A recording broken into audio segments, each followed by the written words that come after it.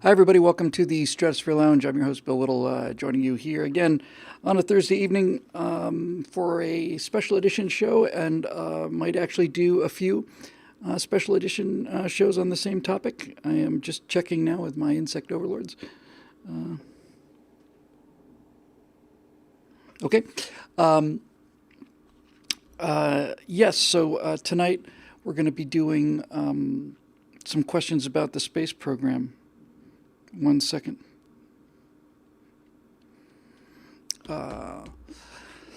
Specifically, the space program prior to the Apollo 11 landing, which is coming up. So, preparing some stuff for that. And anyway, and no, I did not just call Natasha an insect overlord. That was somebody else. Her knee is much better, thank you. It was just about a week ago, almost exactly. It was about 10 minutes to 6 or quarter to 6, and I was just cranking I honestly had the button ready to go on this thing. And yeah, she threw her knee out, and it's happened a couple times. So, excuse me, we're going to have to have a look at that. I suspect it's going to require some kind of orthoscopic surgery, but we don't know just yet. Anyway, she's doing much better, thanks. And it was fun taking her to a baseball game. Now, if you didn't see the Facebook post, I've been to a bunch of major league games. I'm not a regular baseball fan or anything, but I've been there several times. I always sit in the third baseline with my trusty mitt. And hoping to catch a pop fly. And over the course of 45 years, that has never happened to me. But I take my wife to the very first baseball game she's ever been to. We're sitting there in Dodger Stadium. It wasn't the first pitch of the game, but it was the first time the ball and the bat connected. This thing comes sailing over. I thought, oh, God, here it comes. And I'd love to tell you I caught it in the hands, but it took a bounce or two. And the next thing you know, no fooling, I'm looking for the ball, and it is sitting right between her toes. So I grabbed the baseball, pushed that 4-year-old girl out of the way because she was making a move on it. And now we have a Major League Baseball, which is kind of cool. I told her later on that if there had been a kid there, I would have given him the ball, which she thought was nice. But anyway, yeah, it's amazing. She's just like that. Things happen. I can't explain it. I was talking with Scott Ott, that no good for nothing layabout. Oh, hi, Mark. And we were talking about, he said, well, what is the chance of that happening? And I said, well, knowing Natasha, it's 100%. So, anyway, so that was it. That was good news. I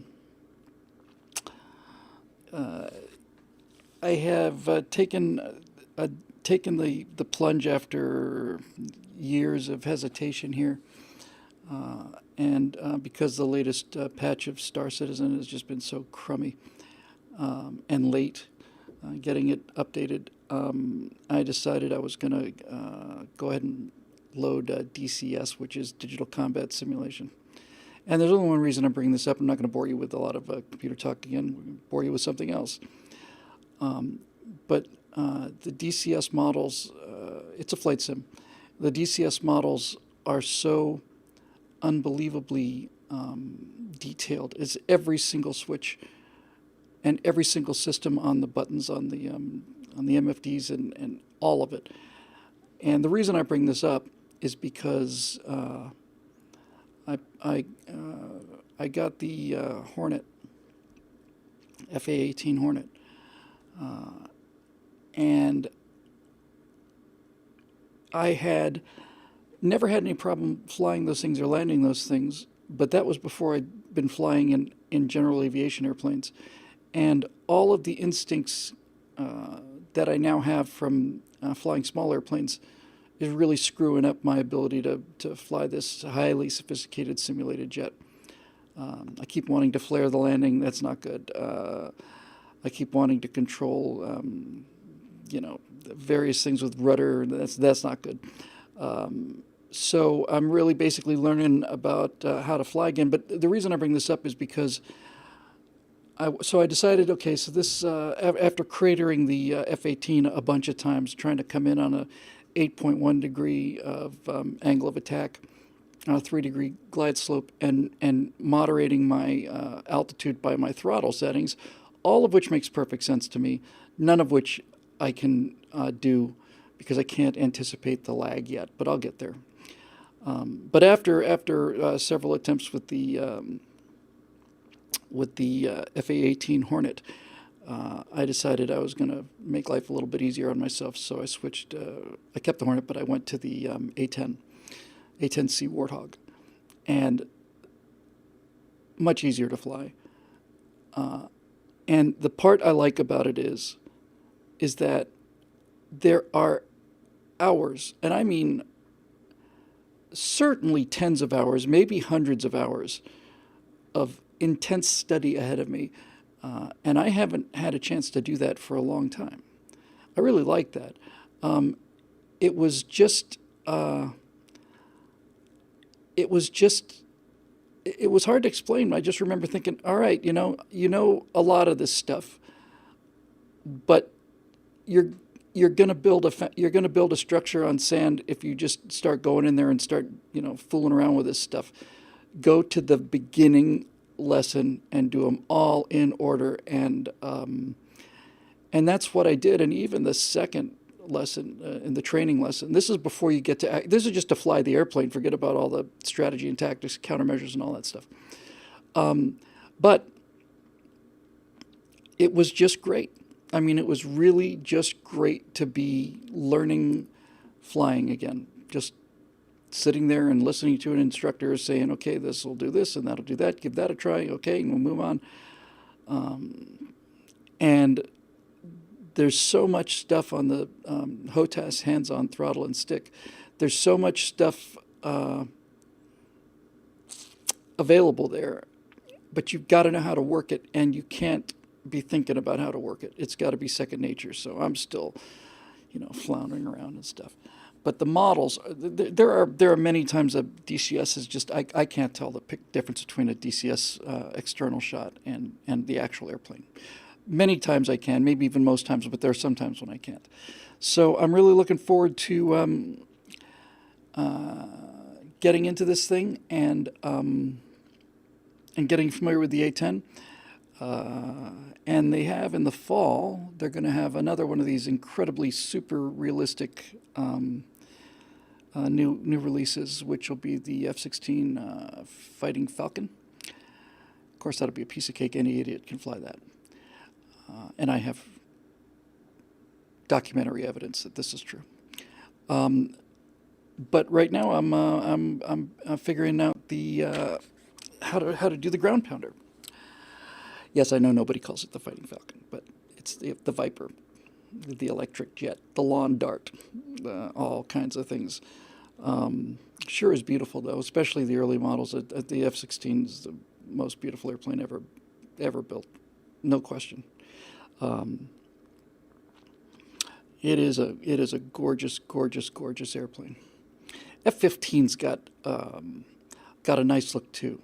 Got a real muscular kind of look. It's like the F-16's kind of college age brother who's on the wrestling team. And it is Boyd's airplane, the F-15 and the F-16. And there's also something really cool about that long nose on the Hornet that's kind of cool too. Anyway, I managed to get a couple of carrier traps in, mostly through sheer luck. Getting used, and again, it's like I can. What's the word I'm looking for? I can just kind of mangle my way down onto a carrier with reasonable chance of not only being able to walk away from it, but being able to use the plane again. In fact, being able to use the ship again. But I realized that this is not the way to go. You know how it is when you're fairly good at something, reasonably good at something, skiing or or baseball or, trumpet or something. And you know that you've got some natural talent, and you also know that you've built up some bad habits. And and so I managed to gather up the discipline to start at ground zero, and just from the very very basics, and it was a wise decision. Just the tutorial on what the MFDs do, just how to bring up the information on the pages. Forget about all the information is, just bringing it up, moving them over, and the coolie switch, and the slew button, and the China hat switch, and all of it. It's tough, and plus I have to program the joystick as I go along. But it's a Thrustmaster A10 Warthog controller, throttle, and stick, and the thing weighs 600 pounds. I mean, it's made out of solid steel. It's really, really, really good. Anyway, that was just something fun that I've been doing. And it was plenty humiliating getting into that F-18 and just saying nothing to it. Just what's the big deal? Just fly 8 degree angle of attack and just put the velocity vector right there on the runway threshold, and you got it made. Nothing to it. And I'm watching the threshold, and the thing starts coming up, and so I put the nose down. The nose goes down. That means I drop out of the correct angle of attack, which means, okay, that means I'm going too slow. I got to add some power, so I add some power. Now the nose starts coming up. Now I'm flying above the angle of attack, and on and on and on, chasing this thing back and forth, not even stabilized. So anyway, that was about it. So that's the news, basically, and now we get to the questions, because I have every time I say I'm going to do a show, I'm going to do the longest show in history. There, that'll do it. Some guys, people are making some airplane jokes in the comment section live here. My wife and I watched that movie, loved it. We watched Airplane 2. I couldn't believe how bad that movie was. I got a chance to hang out with Dave Zucker a couple weeks ago, and I know Bob Hayes relatively well, although I haven't seen him in several years. Bob Hayes is just the nicest guy in the world. He's just exactly, he's that guy. He's that guy. That guy who will never get over Macho Grande. Anyway, that's that. So let's see what we can do here in the wonderful world of questiones about the space program, manned space program, probably prior to Apollo 11.